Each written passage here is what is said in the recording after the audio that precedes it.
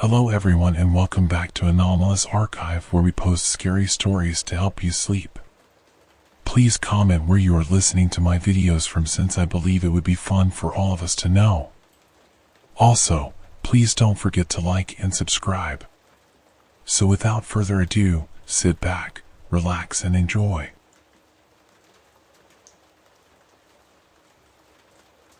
The smaller the house, the greater the danger. Remember this simple and important principle once and for all. Write it down if necessary, and one day it will save your life. This is the first thing I learned after the horrific events described below. The second thing is that progress and new technology sometimes expose and bring to the surface things that an ordinary person should never see. A phone camera, or, for example, an intercom camera, catches what the naked eye does not perceive. Try pointing at a TV remote, press a couple of buttons on it, and you'll see that your smartphone can pick up an invisible light. The same principle applies to infrared illumination. And sometimes certain cameras pick up something that makes your blood run cold. It remains a mystery to me to this day why some people live without fear, while others come face to face with horror. I bought the apartment from the relatives of the former owner, took out a mortgage. The building seemed decent at first glance, no modern housing complex, but they had a 1950s style building detail on the wall, 9 floors, 1 entryway, and the inscription "Peace to the World" in red brick right near the roof. Nothing foreshadowed trouble. Now, having spent dozens of sleepless nights studying the supernatural, I know that evil is drawn to single entryway panel buildings even more willingly than to private houses. But back then, the anticipation of a long-awaited move blinded me, and nothing bothered me. The relatives of the owner came to show the apartment either in pairs or in threes. They always answered questions about the place willingly, but kept quiet about the former owner. Then they spilled it. He died, drowned in the river. I turned around seriously and asked again, exactly in the river and not in the bathtub? They answered in the affirmative, and I had no more questions. After we signed the papers and suffered through the bank procedures, it was time to move in. Bill, a very good friend who played no small role in this story, helped me move my stuff. He, like me, really liked the view from the window, a little grove with a kindergarten, tall firs, and pines. You open the window and immediately inhale the fresh air. While I happily stood by the casement, imagining how wonderful it would be to look at the stars from the 8th floor, Bill wandered around the rooms and noted all sorts of little things like the switch needs replacing, or we should tighten the latch, it's kind of flimsy. Suddenly, he fell silent for a moment, then laughed. "Hey, Leon," he said, "don't expect any guests." I turned to his voice and looked at where he was pointing with his finger. Some wires were sticking out of the wall in the hallway. "What's that from?" I asked. "Well, it's obvious," Bill said, carefully flicking the wires with his middle finger, "the intercom." I got a bit upset, but quickly figured things out, called the sellers, got the number of the building's head official, and at the same time asked where the old device had gone. They gave no clear answer. The building official shocked me, saying that our intercom had a built-in camera and that the required model for the apartment should match that. I hated the expense, but Bill convinced me to buy it right away. "Otherwise, I can't even come visit," he kept saying. "What, I have to wait until neighbors let me in, or toss me a key?" "Don't be stingy. You dropped serious cash on the first payment, and you go pale over an intercom?" In general, I didn't resist for long, but I didn't want to drive anywhere, so I decided to order delivery, which was promised for the next day. We didn't stay long that evening. We were exhausted from moving and didn't even have the strength to celebrate the purchase. We agreed to meet at the pickup point in the neighborhood the next day and then celebrate together. Bill left. I locked the door behind him, and for the first time, I was alone in my own home. I couldn't sit still. I felt uneasy. Dusk was already creeping in outside. Lights came on by the entryway. I decided to go for a walk, grab something to eat at a bistro, and tire myself out even more so that I would come back, lie down, and fall asleep right away. I got dressed, went downstairs, and despite the warm spring, I felt chilly even in a windbreaker. My anxiety mixed with that silly coolness and got stuck in my throat. I took a few steps forward, stopped, and looked up at my windows. I have no idea why. Maybe I felt something on the back of my head telling me to do it. I raised my gaze and nearly froze. The light was on in the kitchen, although I was sure I had turned it off before I left. A human silhouette was dark against the window pane. My trembling hand reached into my pocket to call the police, dial Bill, snap a photo, anything, just to gather my thoughts and stop staring at that figure like a madman.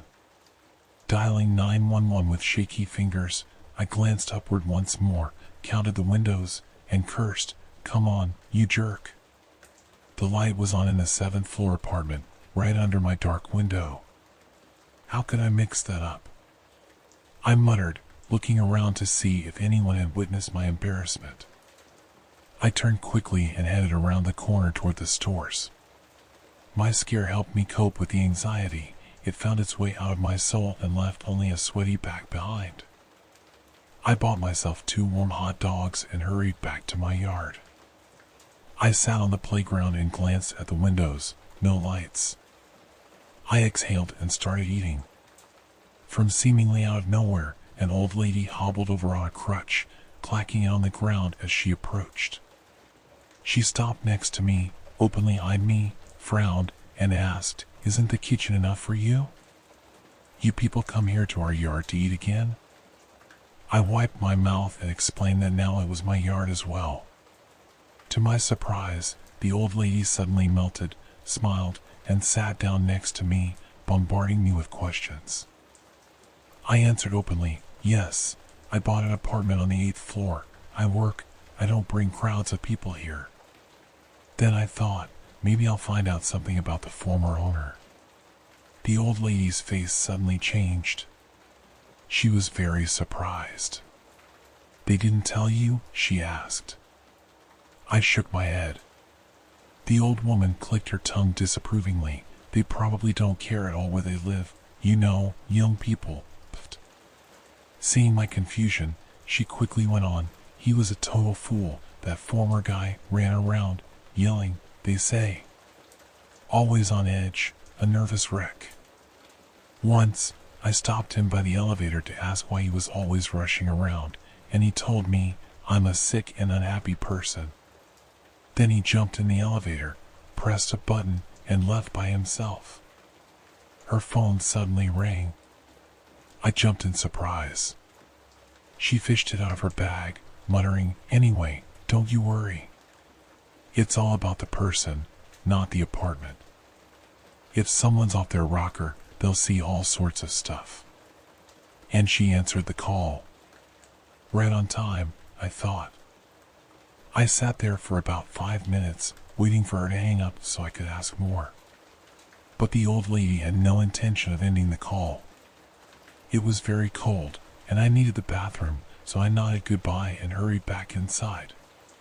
Before bed, I checked the locks on the door 3 times, still haunted by the thought that someone could climb in.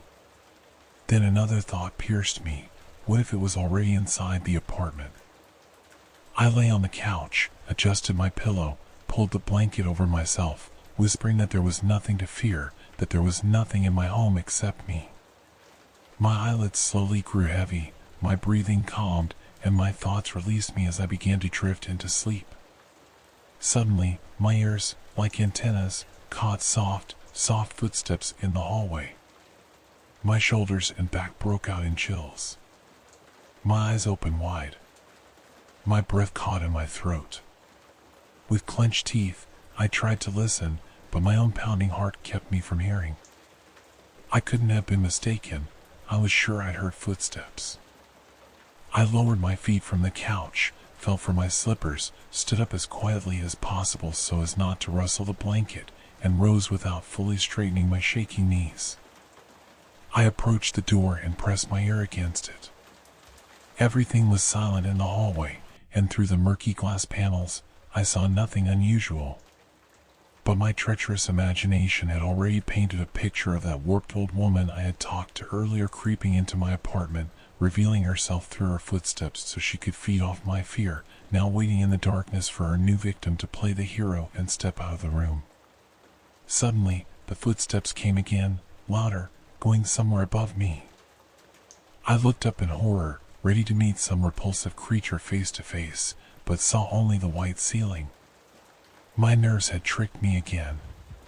The sound wasn't coming from my hallway, it was coming from the apartment upstairs.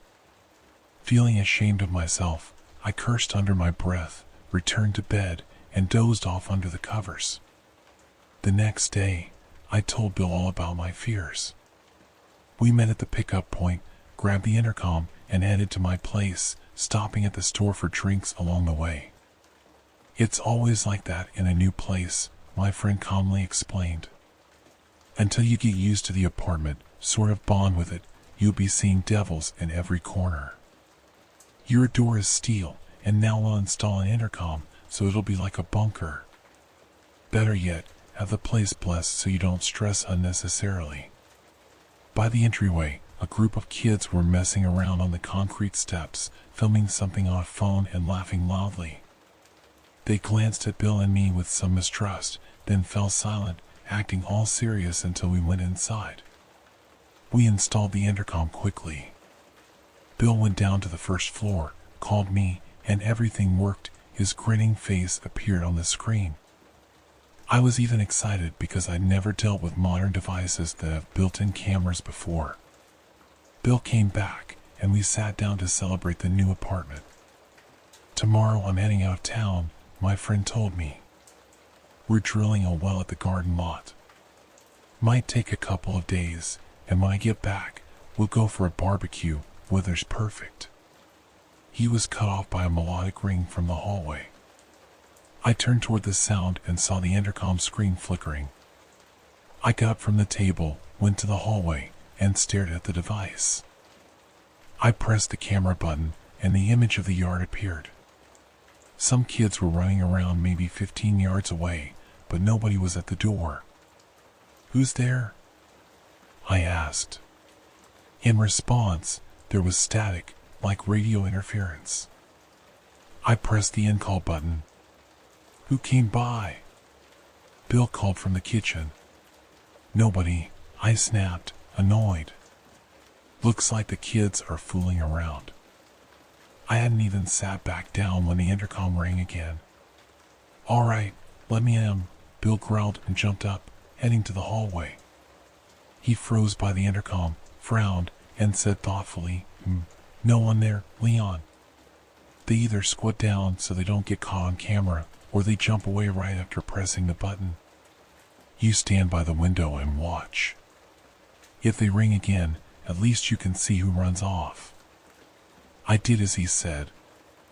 I hid behind the curtain and stared at the yard with a blurry gaze. But nobody rang again. We hung out for a couple more hours, and then Bill got ready to leave. "Okay, Liv, wait for the barbecue, and don't be scared of anything. We'll take on anything if we have to," he said. And for a moment, I actually felt better. But as soon as my friend disappeared behind the elevator doors, anxiety stabbed my heart again. Evening fell. I didn't think about going outside, remembering yesterday's horrific fantasy about that hideous old lady. And, with a buzz in my head from the drinks, I wound myself up even more. I took some activated charcoal and collapsed into bed, but I couldn't get comfortable from the dizziness. There was a flicker of unease in my chest as I stared at the ceiling, lost in thought, until the now familiar intercom ring echoed from the hallway. "This is insane," I muttered, getting up. At first, I walked confidently, but with each step, my breath grew tighter and my body felt frozen by a dreadful premonition. It was already dark outside, the building was asleep, and even the neighbors upstairs were quiet. I stopped and pressed the camera button. A shriek of horror nearly tore from my throat. I froze, clutching my head. On the small screen, illuminated by the gray night vision. Two round eyes glowed, huge like those on a giant puppet. I backed away, staring at the visitor's face. I saw its head, a wrinkle on the bridge of its nose, but no actual nose. It was as if it had been cut off and merged with the upper lip. The matte whiteness of human teeth gleamed in a slightly open mouth, just ordinary teeth, but with a terrifying grin. The cheeks were slashed, like some sort of Joker or Jeff the Killer. If anyone, friend or even my own mother, tried telling me such a thing, I wouldn't have believed them. My first thought was that it was a mask or a painted mannequin. Keeping quiet so the thing wouldn't hear me, I slid into the kitchen and looked out the window. There was no canopy over the entry, only a short ledge, so I hoped to see the pranksters who were sticking a terrifying mask in the camera at night. But no one was by the door. In that instant, I felt an electric shock course through me. My dizziness disappeared, and my mind cleared as I glanced at the hallway. Dark again, the screen had gone black. All right, ring again now, I thought. I'm not leaving the window until I see who's doing this. I stood there, now totally sober, staring down like a hunter, mentally tormenting myself with thoughts. I imagined that this creature was already climbing the building's wall like a stick insect from some old horror file, about to tap on my window if I so much as blinked. Then I'd turn around, and there would be its face. Good luck not dropping dead from fright right there. I stayed glued to the view outside, waiting, and I definitely wasn't prepared for another ring. Terror made my hair stand on end. I almost jumped out of my skin. There was no one by the door just now, and it was still empty. Like I was walking to my own execution, I stepped back toward the intercom, unable to believe this was happening. I desperately wanted to be dreaming. I pinched my forearm, but the pain was real. Everything around me was real. On the screen, it was him again, but now looking even closer. I stared at it for about 5 seconds before this thing started slowly tilting its head side to side. It knew I was watching. Its mocking nod seemed to confirm, I know you're looking at me. With a trembling finger, I tried to press the button to turn off the image and stop seeing this nightmare. But in my panic, I hit the wrong button. The intercom beeped, a little green key icon lit up in the corner, and the screen went black. No! I managed to stammer, petrified. From outside, through my open window, came the unmistakable clunk of the entryway door. I had let that creature into the building with my own hands. On shaking legs, I stumbled into the other room to grab my phone. My fingerprint scanner failed, so I had to enter my passcode.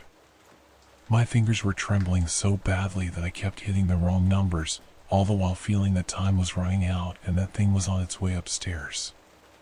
On the third try, I got the code right, called the police, told them someone was trying to break in, then locked myself in the bathroom. I sat there until I heard the terrifying ring again. I looked at myself in the mirror and didn't recognize my own face, gaunt and pale from fear, my mouth twisted as if I'd gone mad. I came out to the hallway and stood still by the intercom, praying it was the police. And sure enough, this time an actual patrol showed up. I waited until they arrived on the elevator, and only then, seeing them through the peephole, did I open the door. I babbled nonstop about what I had seen, how I had looked out the window and found no one by the entrance, how I had taken in that ghastly face in detail. The weary-looking officer rubbed his eyes and muttered, "They're sticking that mask out from around the door, ringing the bell, and that's why you don't see anyone. Just set a night mode or fiddle with the settings so it doesn't ring after 11 p.m. He kept talking, but I don't remember much else, and it didn't really matter. Watching him leave, I stood at my window trying to breathe, hearing him get in the squad car. Then, answering some question from his colleague, he grumbled, "Yeah, another one," and a shudder ran through my legs. I felt that I would never find peace again, that my little blunder with the buttons would haunt me. I went online to see how to set the intercom to silent mode. I found out that the screen would still flash during a call. I thought the previous owner must have solved the problem once and for all by ripping out the device entirely. I didn't sleep at all that night. In the morning, I called my dad, asked if I could stay with him and Mom for a while. He joked, "Why'd you buy a place if you're running back here?" But I let it go in one ear and out the other. Then I did something that was probably the biggest mistake of my life, costing me enormous grief. I booked tickets for the next day and decided to spend just one more night in the apartment. It's really hard to explain this stupidity. I might have been sleep deprived or something else, but suddenly I had this hope that I could fix everything simply by ignoring the creature. My thoughts leaned on the policeman's words about pranksters wearing a mask, which matched my own initial guess perfectly. I knew I was acting strangely, maybe even foolishly, but I felt sorry for myself, for my money, and was trying to rationally wipe all the mysticism out of the story. I managed to sleep during the day. Around 5 in the evening, a ring woke me up. Half asleep, I thought Bill had come by, then remembered he had left town for work. I approached the intercom, turned on the camera, and saw an empty yard. Furious, I put on my shoes and ran out into the entryway, determined to catch the pranksters. When I think back on it now, I imagine what could have happened if I tried lurking downstairs to ambush these so-called jokers at night. They might never have found me afterward, just like the previous owner was found drowned somewhere. During the daytime, of course, no one was there. The second ring came while I was still in the entryway trying to unlock the door. I raced inside, terrified, and after that, I did not leave the apartment at all that evening. When night fell, I stayed in the room with the TV, trying not to think about the intercom. I couldn't sleep at all. Around 1:30 in the morning, the cursed screen in the hallway started flashing. I just sat there, trying in vain to pretend nothing was happening, but the light kept blinking, persistently provoking me. That creature kept calling the apartment, knowing I was awake. I couldn't stand it. I went to the hallway and looked. This time, the being stood at full height, holding the entry door open with its hand and jerkily twisting its horrid head. It was all my doing. I had opened that door for it, once and for all. Now it didn't need me to press anything. My invitation had emboldened it.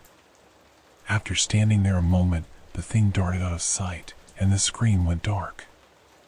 I stood there, barely breathing, not knowing what to do.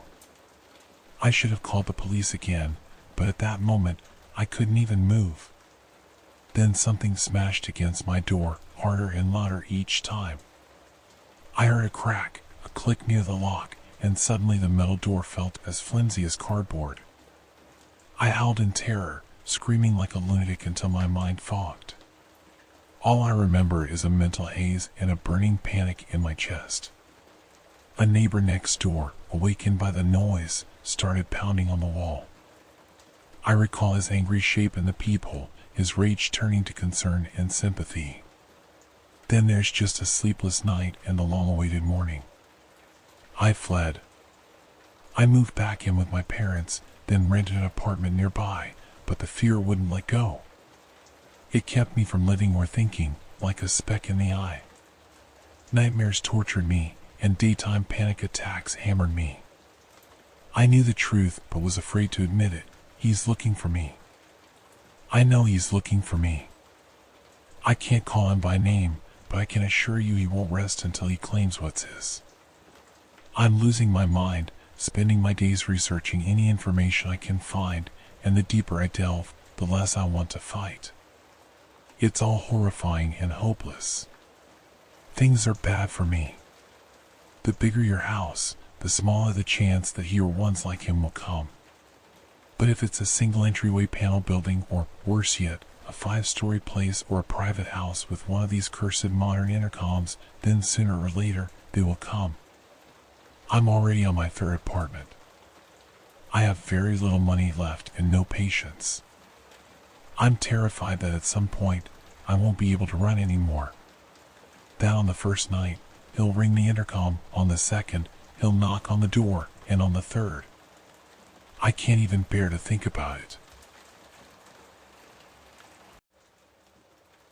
I distinctly remember that nightmarish dream. Over the sleeping night city of New Orleans, there flew a gigantic and unimaginably horrifying bird, ancient as the human race itself. Its feathers had worn away to dust 1,000 years ago.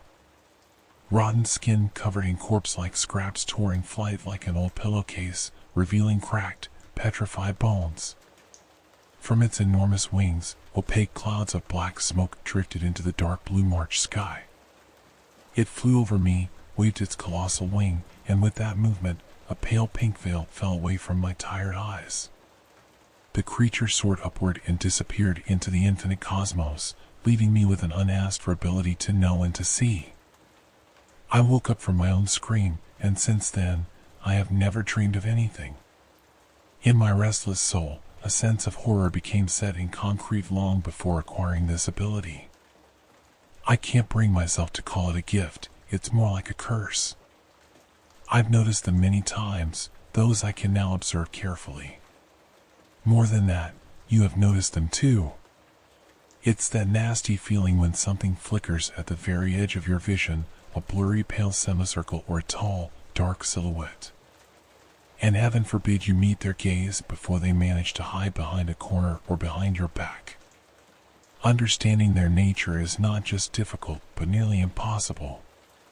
All of it sounds unbelievably complex, for such knowledge comes from a realm that is close to ordinary human understanding, like the essence of absolute emptiness or reverse eternity with no beginning. Therefore, I will tell you in order, carefully and in portions, just as I myself learned everything. My cursed ability unfolded like an onion or cabbage, layer by layer. Knowledge settled itself in my head on its own. Now I feel a responsibility to share it all, everything I know and have understood. I'll send this story wandering around the internet and then depart into oblivion. Whatever happens, happens. That morning, when the dream about the ancient bird vanished, leaving behind extra clear sensations, I drank a mug of tea while standing by the window and thought about how I didn't want to go to my shift that Saturday. My eyes caught on a tall figure at the corner of the building to the right of mine. Whether it was a man or an old woman with broad shoulders, I couldn't tell. The clothing was a strange fabric coat, mended with burgundy buttons. A joke about a sack of potatoes came to mind. The person's neck was hidden by a dark red scarf, but the face turned out to be more complicated. Even though it was at a short distance from me, I couldn't figure out where the mouth and nose were on the first try. At first, I decided it was a man, most likely homeless, wearing something like a balaclava on his head. I remembered all this in those pathetic couple of seconds he was in my field of vision. Then he vanished behind the corner, as if frightened of me. That was why I felt uneasy for the first time. I lived on the first floor, and anxious thoughts immediately entered my mind. Was he sizing up my window, maybe scouting for some burglars? I scolded myself for not having installed bars like my neighbors. In the end, I didn't go to work. I shamelessly made up a story about a stomachache for my boss, got myself cleaned up quickly, and went outside. The day was sunny and windless. I felt drawn to the park, closer to nature and to people. As soon as I came out, I headed to that corner where the strange person had hidden, but no one was there anymore. Reaching the park, I was genuinely surprised by the crowd. Apparently, in anticipation of Mardi Gras, half the town of Oakfield had decided to get some fresh air as early as possible. There was no peace to be found, but I did find my friend Max. When he saw me, he whispered something to his wife and quickly slipped away from his family toward me. Fed up, he admitted with a grin. My mother-in-law arrived yesterday at 10 p.m., made everyone go to bed, and today we had to get up at 7:30 a.m. and go for a walk. I thought she'd at least make some pancakes. Yeah, right. Come on, let's go get some beer, I beg you. But it's so early, I hesitated. Nah, Max drawled, glancing sideways at his wife, mother-in-law, and 2 kids. If I don't down half a quart, I'll drop dead of a heart attack by lunchtime. Let's go. We quickly merged with the crowd and walked down the path toward the department store. That's when I saw the strange face again. Coming toward us was a short girl in a black leather jacket. From afar, she looked like a regular blonde. But up close, her otherwise unremarkable face, how can I put this correctly, glitched, like it got smeared with static, not electrical, but more like the main heroine from the Disney cartoon about Ralph, only beige like skin tone. A few horizontal lines popped out from her forehead, nose, and chin, flickered, then spread out to the sides for a moment, resembling sand flying in the wind, and then came back together into a single piece but a totally different face. Plain, crumpled, like cloth, with empty eyes, exactly like torn holes.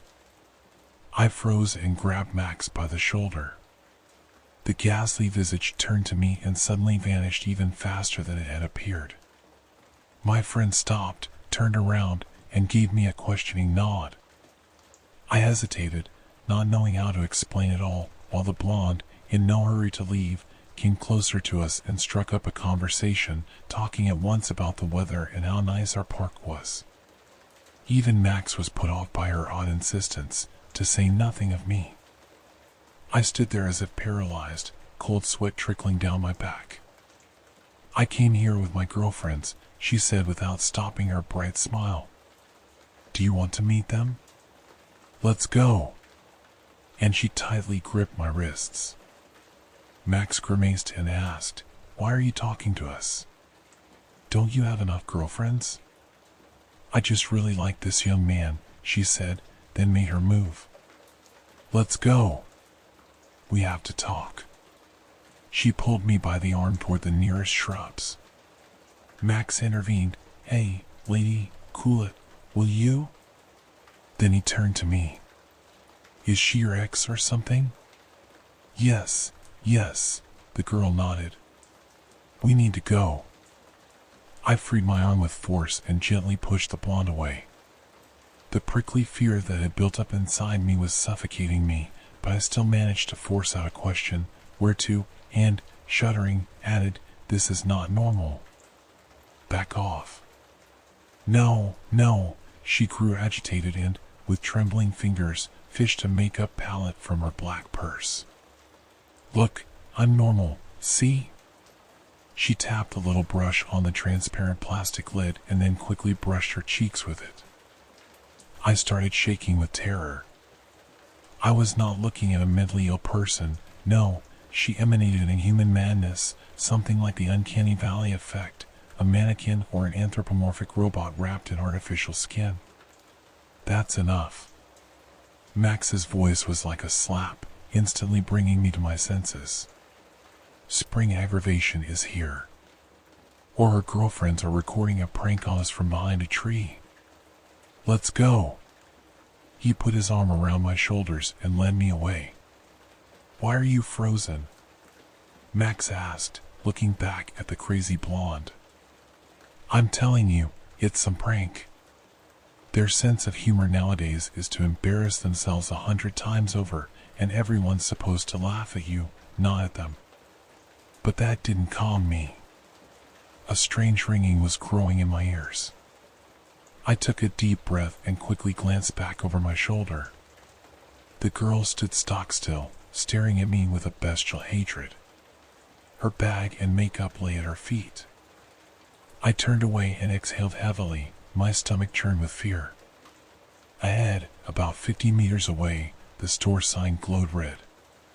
Max was quietly chatting about something, but I didn't catch a word. My mouth hung slightly open so I wouldn't go deaf from the ringing in my ears, and my eyes scanned the faces of passers-by. Some noticed, frowned, snickered, or simply turned away. They probably took me for a drunk. We stopped at the automatic doors. Max asked again if I had changed my mind about having a drink, then went inside the department store. I remained standing at the steps, leaning my back against the railing and watching the park entrance. My thoughts were muddled. People's faces flashed by too quickly, and I couldn't scrutinize them. I was constantly distracted by the noise in my ears. I tried holding my breath, coughing, muttering something under my breath, anything not to lose my mind. 3 times I regretted not asking Max to give me a bottle of water or painkillers. Suddenly, the ringing in my head went silent, and familiar sounds returned. I looked around again. Behind the metal fence, just a few steps away from me, stood 2 figures, the furious blonde and a tall, sturdy young man. The latter shook his head, cracked his neck, and moved toward the gate. My heart sank at the realization that I wouldn't be able to run. Meanwhile, the muscular guy quickly dashed out of the park and ran up to the store's doors. "Hey, buddy," he said, "why don't we step aside? You're looking real shady." I was at a loss for words. The blonde approached next, took out her cracked makeup palette from her stained purse, and started babbling in an annoying voice. "I really like you. We have to go." "You're shady," the young man cut her off. "Come on, let's step aside." I stood there, frozen to the bone, slowly stepping back and running my fingers along the cold railing. Neither of them moved, just repeating the same words over and over. I descended the steps, not letting the horrific pair out of my sight, when suddenly a hand touched my shoulder from behind. I had no strength left to scream. I jerked away, leaping sideways, as if that withered old hand had burned through my jacket and scalded my skin. This time, the sackcloth head with black holes for eyes appeared earlier than usual. It lingered for more than a second, broke up in static, and turned into the tired face of an elderly woman. "Son, help me. It's hard to walk," she wheezed. She stood on shaking legs wrapped in compression stockings, wearing a dusty coat. Thin gray hair was hidden by a flowered kerchief. If I hadn't known that something revolting was hiding behind this ailing grandmother, I would have felt sorry for her pitiful condition. She could barely stand, leaning on a scratched wooden cane with a handle curved like a claw. After the madness of the young blonde and the creepy "let's step aside," the old woman's barely audible "help me, I can't walk" felt like a breath of fresh air. The onslaught of that terrible, mystical pack seemed to weaken. But it was too early to rejoice. I turned to face the park, took just one heavy step, when a strong blow hit my neck. Something pressed on my throat, and, like a lassoed animal, I was dragged backward. I couldn't stay upright and fell on my back, seeing the old woman looming over me. She drove the cane's handle into my Adam's apple and, full of hatred, hissed through her teeth, "Son, help me. It's hard to walk." I struggled to get up, but the cane held me firmly to the ground. The world around me seemed to vanish. It felt like only the 2 of us remained in an infinite bright void. The creature was choking me, repeating those harmless words that evidently had the power of a terrifying incantation. She wouldn't look away, watching how my life was leaving me with each ragged breath and surely longing to hear the cherished crunch of a crushed windpipe under her cane. Oh, how frightened I was. I prayed for Max to rush out of the store and save me, unable to accept that all the passers-by didn't care. I pictured a crowd of indifferent onlookers, watching a grandmother kill a young man, yet still walking by, uncaring. In that agony, by itself, the first terrifying truth was born in my head. I can't swear it's the absolute truth about the nature of those I've since called the others, but everything points to it. I beheld a blurry vision of a bedroom, the outlines of furniture, drawn curtains, a dresser, a chair piled with clothes. I lay in bed, feeling that the others were here. I knew these were the ones that had not yet taken shape, resting under human roofs, choosing accumulated junk or that same chair draped with clothes, waiting for the person to wake up and see a monster sitting in their room. Blinking away the haze, he would of course find the usual mess. To the other, that realization would be like a burn. They hate being seen for what they really are.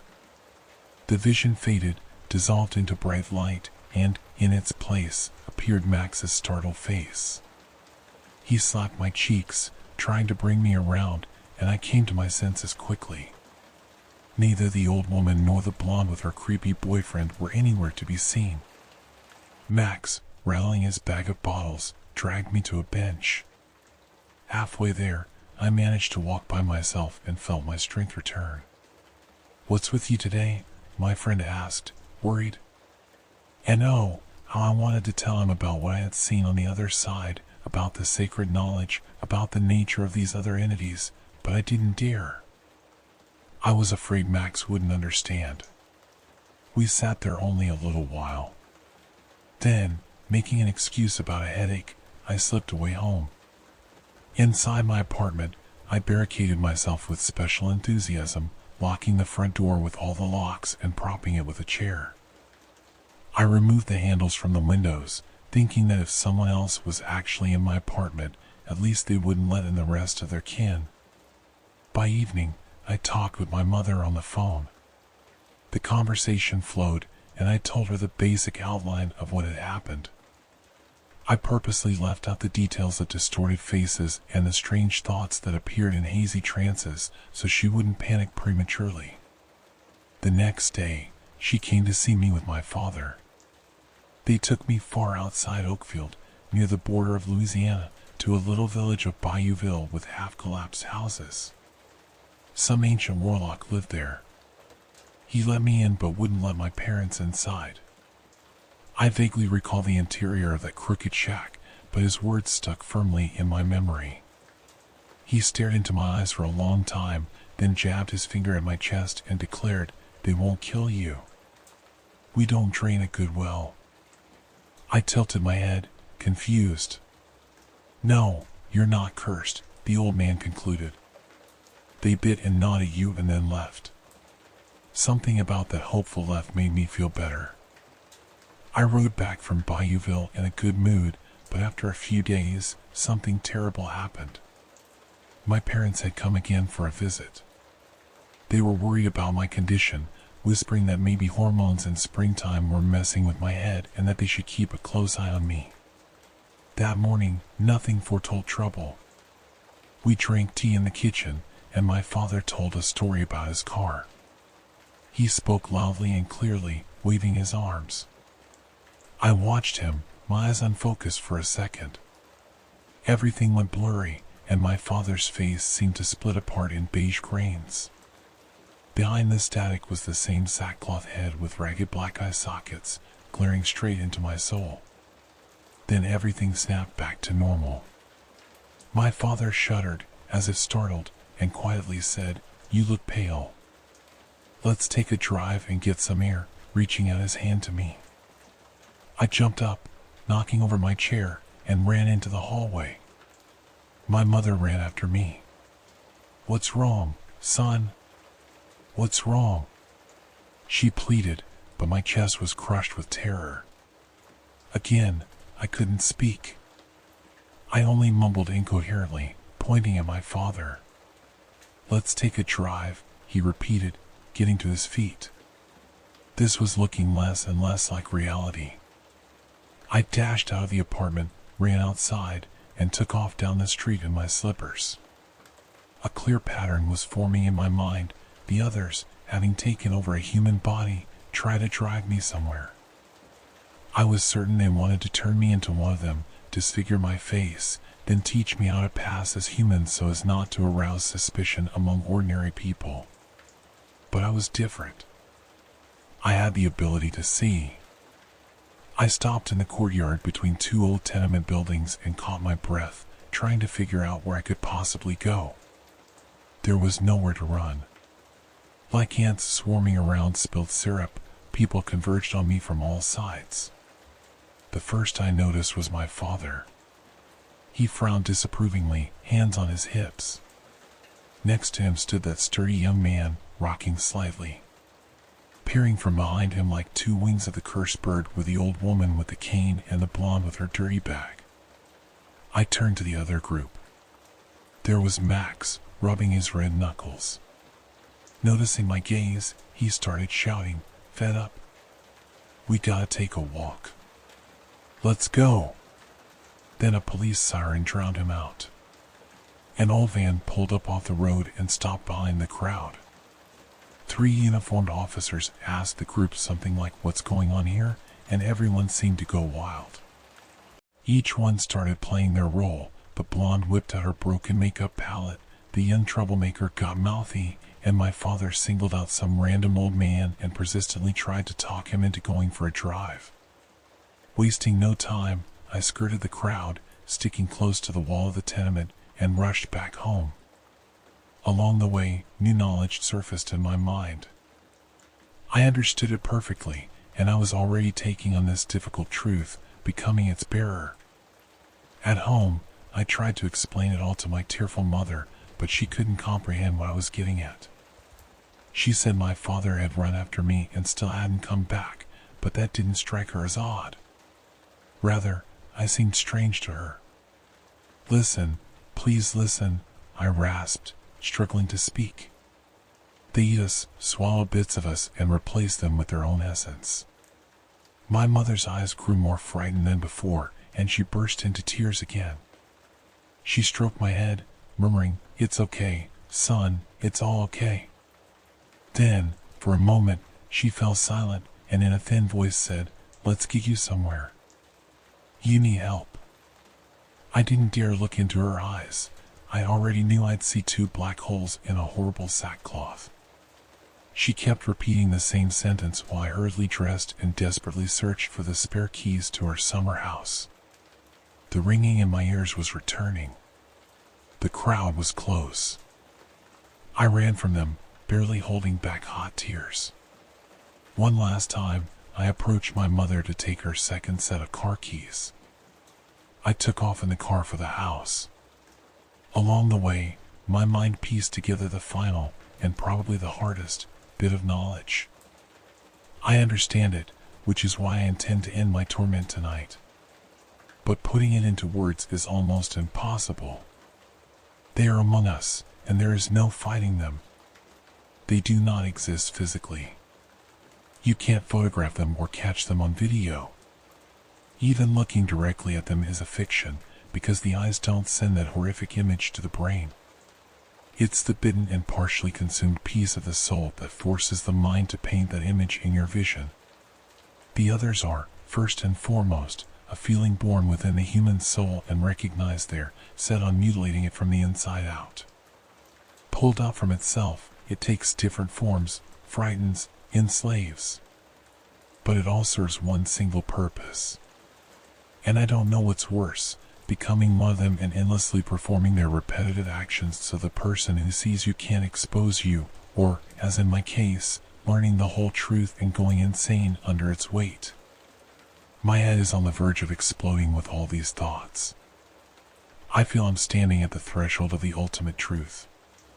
One more step, and maybe there will be no more questions. The nature of the others will become completely transparent and clear. But my fragile mind won't withstand that strain. It'll burst like a swollen boil. I wondered if I'd push myself into another trance if I tried to hang myself, so I decided to take my father's smoothbore ICH gun and end it all with one shot. There's no more time. I'm sending out this text and leaving. My head feels frozen. My heart is about to burst. I sincerely and wholeheartedly believed they were among us. And so they are. But the thing is something else. And it's impossible to comprehend that else without falling into total madness. We are among them. We are among them. That's it. If I don't do this myself, they'll take me there. The crowd is very close now,